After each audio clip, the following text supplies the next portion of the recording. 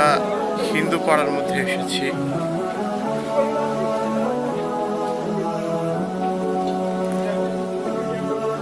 আপনাদের এখানে দুইটা গরু আছে। আমরা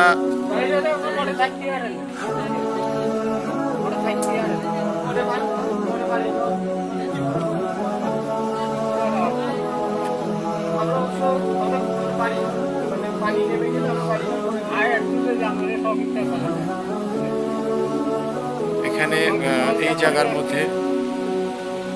মধ্যে কিছু হিন্দু পরিবার আটকা পড়েছে আমাদের ডান পাশে এবং এই পাশে। আপনাদের এখানে পর্যাপ্ত পরিমাণ ত্রাণ পৌঁছতেছে না, ওনারা খুব কষ্টে আছে। এই পাশে ওনাদের দুইটা গবাদি পশু আছে। আপনাদের ঘর তো এটা না? আপনাদের ঘর কোনটা? পিছনে এই যে এটা তো একবারে টিন সব হয়ে গেছে, খুলে গেছে মনে হয়।